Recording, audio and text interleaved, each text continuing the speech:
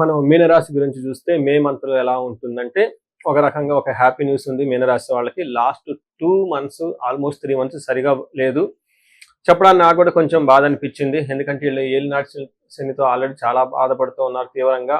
ఆ బాధలో ఇంకొక బాధలాగా అనిపించింది. కాకపోతే ఈ మే మంత్లో ఒక సంతోషకరమైన వార్త ఏమిటంటే మీనరాశి వాళ్ళకి చాలా బాగుంటుంది. దానికి ముఖ్యమైన కారణం ఏంటో తెలుసుకునే ముందు ఇందులో ఉన్న నక్షత్రాలు చూస్తే పూర్వభాద్ర 4వ పాదం, ఉత్తరాభాద్ర 1, 2, 3, 4 పాదాలు, రేవతి 1, 2, 3, 4 పాదాలతో ఉంటారు. పేరు బలం చూసుకుంటే ది, దు, షం, జా, దా, దే, దో, చాచి అన్న లెటర్స్ అంతా కూడా మీనరాశిలో ఉంటారని గమనించాలి. మనం ముందుగా చెప్పుకునే విధంగా 4 గ్రహాలు మారటంతో లఘు గోచారము, సూక్ష్మ గోచారం అన్న ఒక కాన్సెప్ట్తో మహర్షులు ఇచ్చిన దీని ప్రకారం చూస్తే వీళ్ళకి ఫస్ట్ 15 డేస్ కొంచెం ధనం విషయంలో ఖర్చు అయిపోతూ ఉంటుంది. కానీ తర్వాత 15th తర్వాత వీళ్ళకి లక్ష్మీ యోగం పడుతుంది. ఎందుకంటే సూర్యుడు 3వ స్థానంలో ఉండటంతో లక్ష్మి ఐశ్వర్యం వచ్చే అవకాశం ఉంటుంది. ఇప్పటిదాకా ఎవరైతే జాబులు పోయి ఉన్నారో ఆ జాబులు వచ్చే అవకాశం ఎక్కువగా ఉంటుంది. వీళ్ళకి ఏదైనా పని చేస్తే చక్క మంచి రిజల్ట్ వచ్చే అవకాశం ఉంటుంది. ఒక ఫుల్ ఎనర్జీ జోష్ అయితే ఈ మంత్లో ఖచ్చితంగా మీకు ఉంటుందని చెప్పుకోవచ్చు. కుజుని వల్ల ధనచ్ఛేదం, కొన్ని విషయాల ధనం కోల్పోయే అవకాశం ఉన్నప్పటికి కూడాను శుక్రుడు 4వ ఇంట్లో ఉండటంతో సుఖ సుహృతాభివృద్ధి అంటారు. అంటే ఫ్రెండ్స్ తోటి చక్కగా ఓవరాల్గా ఒక ప్రాస్పరిటీ గ్రోత్ అయితే ఉంటుందని తెలుసుకోవచ్చు. శత్రువుల వల్ల కొంచెం ఇబ్బందులు అయితే ఖచ్చితంగా ఉంటాయి. బట్ ఓవరాల్గా చూసుకుంటే లాస్ట్ 2-3 మంత్స్తో కంపేర్ చేస్తే చాలా బెస్ట్ మంత్ అని మీరు గమనించుకోవాలి. మీకు 3వ స్థానంలో ఎప్పుడైతే సూర్యుడు ఎంటర్ అవుతూ ఉన్నారో ఆరోగ్యం, నిత్య సంతోషం, బంధుమిత్ర సమాగమ, అర్ధలాభ పుత్ర సౌఖ్యం, ఇష్టసిద్ధి, తృతీయగే రవి అని చెప్తారు. అంటే 3వ స్థానంలో రవి ఉంటే ఏమవుతుంది, ఆరోగ్యంగా, నిత్య సంతోషంగా, బంధుమిత్రులతో కలిసి ఉండటం, అంతేకాకుండా అర్ధలాభం, ఫైనాన్షియల్గా బాగుంటుంది, పుత్ర సౌఖ్యం, పుత్రుల నుంచి మంచి చక్కగా సపోర్ట్ అయితే వస్తుందని మీరు తెలుసుకోవాలి.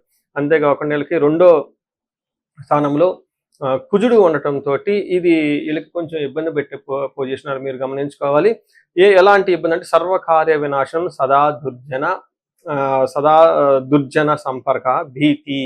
అంటే ఇది కొంచెం మీకు ఏమవుతుందంటే చెడ్డ వాళ్ళతో ఫ్రెండ్షిప్ చేయటము, తర్వాత ఏదైనా పని చేస్తే ఆటంకాలు రావటము, ఇవన్నీ జరిగే అవకాశం ఉంటుంది. కాబట్టి కుజుడు విషయంలో కొంచెం జాగ్రత్తగా ఉండాలి. భీతిగా భయంగా ఉండే అవకాశం ఉంటుంది. అయితే ధనాన్ని కోల్పోయే అవకాశం ఉంటుంది, అవమానం జరిగే అవకాశం ఉంటుంది. అంటే ఈ 4 గ్రహాలు మారటంలో ఒక్క కుజుడు మాత్రం ఇబ్బంది పెడుతున్నాడే తప్ప మిగతా అన్ని గ్రహాలు బాగున్నాయి. అది కూడాను సర్వకార్య వినాశం, సదా దుర్జన సంపర్క. అంటే ఫ్రెండ్షిప్ అంటే బ్యాడ్ కంపానియన్తో ఎక్కువ ఉంటారు. తద్వారా మీకు డబ్బు ఖర్చు అవుతుంది, చెడ్డ పేరు వస్తుంది. కొంచెం జనాలు కలిసే వాళ్ళతో, మంచి వాళ్ళతో కలిసి ఉంటే బాగుంటుంది. ఇది ఒక రెమెడీ లాగా అనుకోవచ్చు. అయితే 4వ స్థానంలో శుక్రుడు ఉండటంతో చాలా చక్కగా కలిసి వస్తుందని చెప్పుకోవచ్చు. ఇక్కడ ఏం చెప్తారంటే శుక్రుడు 4వ స్థానం అంటే స్వబుద్ధి, బంధు సన్మానం, స్త్రీ సంభాషణ సంభ్రమ, పుత్రమిత్ర కళాత్రాది విద్యాగోష్ఠు, సుఖే భృగునందనే అని చెప్తారు. అంటే భృగునందుడు అంటే శుక్రుడు 4వ స్థానంలో ఉంటే భార్యల ద్వారా, పుత్రుల ద్వారా, సంతానం ద్వారా చక్కగా మాట్లాడుతూ మంచి ఒక విద్యకు సంబంధించిన వ్యవహారాలు, ఉన్నతికి సంబంధించిన వ్యవహారాలు మాట్లాడుతూ ఉంటారు. స్త్రీ సంభాషణ సంభ్రమ, లేడీస్ నుంచి మంచి సపోర్ట్ వస్తుంది, ఇంట్లో కానీ బయట నుంచి కానీ. అదే ఇన్ కేస్ లేడీస్ అయితే వర్కింగ్ ఉమెన్ ఎవరైనా ఉంటే ఆఫీసుల దగ్గర నుంచి కానివ్వండి, కాలేజ్ దగ్గర నుంచి కానీ బయట నుంచి చక్కగా మంచి రిజల్ట్ వస్తుందని తెలుసుకోవాలి. స్వబుద్ధి, బంధు సన్మానం, మా ఇంట్యూషన్ చాలా స్ట్రాంగ్గా ఉంటుంది. బంధువుల నుంచి మంచి సన్మానం అంతా వస్తుందని చెప్పుకోవచ్చు. అంతేకాకుండా ధనం సంపాదించుకుంటారు. అఫీషియల్ మ్యాటర్స్లో కూడా చాలా చక్కగా ఉంటారని చెప్పుకోవచ్చు. ఒక విషయం చెప్పుకుంటే మీకు కొంచెం చెడు సమాసాలు కలిగి ఇబ్బందులు పడతారే తప్ప మిగతా అన్ని విషయాల్లో బాగుంటుంది. పర్టికులర్గా ప్రమోషన్ మ్యాటర్స్, ఉద్యోగ రీత్యా కెరియర్లో చాలా బాగుంటుందని గమనించుకోవాలి. ఇందులో మనకి నక్షత్ర ప్రకారం చూసుకుంటే పూర్వభాద్ర, ఉత్తరాభాద్ర, రేవతి నక్షత్రాలు 3 నక్షత్రాలు ఉంటాయి. మనకి మహర్షులు అంగగోచారం అన్న ఒక కాన్సెప్ట్ చూస్తే ఈ కాన్సెప్ట్లో ఏ నక్షత్రం వాళ్ళకి ఎలా ఉందో కూడా మనం తెలుసుకోవచ్చు. ఇందులో భాగంగా పూర్వభాద్ర వాళ్ళకి ఐశ్వర్యవంతంగా ఉంటుంది, జయప్రదంగా ఉంటుంది, ధనలాభం చక్కగా ఉంటుంది. అయితే వీళ్ళకి బంధనము, కలహము చూపిస్తుందంటే మీకు కుజుని వల్ల గొడవలయ్యే అవకాశం ఎక్కువగా ఉంటుంది. అది ముందుగా చెప్పుకున్నాము, పర్టికులర్గా ధనం విషయంలో కానీ. అయితే తద్వారా వీళ్ళకి బంధించబడినటువంటి పరిస్థితులు ఉంటుంది. అంటే కన్ఫ్యూజ్డ్ అనే ఒక పరిస్థితిలో ఉంటారు. ఒక మంచి ఆఫర్ వస్తుంది, తీసుకుందామా వద్దా, లేదంటే ఎన్ఆర్ఐలు అయితే అక్కడ ఇండియాకి వచ్చేద్దామా, లేదంటే అబ్రాడ్లో సెటిల్ అయితే బాగుంటుందా, లేదంటే బిజినెస్ చేస్తే బాగుంటుంది, ఇలా కన్ఫ్యూజన్లో ఎవరైనా ఉంటే ఒకసారి మీ ఓన్ హారోస్కోప్ చెక్ చేసుకుంటే అందులో మీది ఏదో స్ట్రెంత్ తెలిస్తే దాని ప్రకారం డెసిషన్ తీసుకుంటే బాగుంటుంది. ఉత్తరాభాద్ర నక్షత్రం వాళ్ళకి ఐశ్వర్యప్రదంగా ఉంటుంది, చక్కగా ధనలాభం బాగా చూపిస్తుంది, విశేషమైన ధనలాభం ఉంది. వీళ్ళకి కలహము, గొడవలయ్యే అవకాశం ఎక్కువ ఉంటుంది. దీంతో పాటు బంధించబడినటువంటి పరిస్థితి కూడా ఉంటుంది.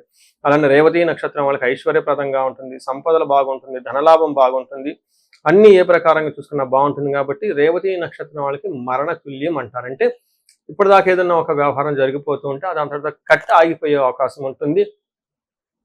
కార్పొరేట్లో పనిచేసే వాళ్ళతో మీకు ఒక మిషన్ ఆబ్జెక్టివ్స్ అయ్యో ఉంటాయి.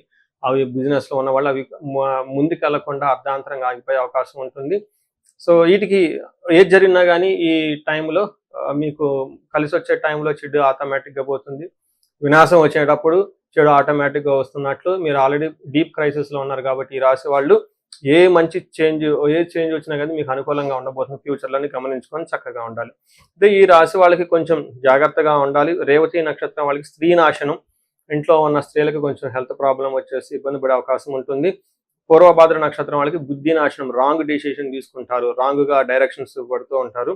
ఉత్తరాభాద్ర రేవతి నక్షత్రం వాళ్ళు కొంచెం స్లోగా ఉంటుంది లైఫ్లో ఏలినాటి శని యొక్క ప్రభావంతో మీరు గమనించుకోవచ్చు. ఈ రాశి వాళ్ళు చాలా మంది ఏలినాటి శని ప్రభావంతో ఇబ్బందులు పడుతూ ఉన్నారు. దానికి స్పెసిఫిక్గా ఇండివిజువల్ జాతకం చూపించుకొని ఏమైనా దోషాలు శాపాలు ఉన్నాయో తెలుసుకుంటే బాగుంటుంది.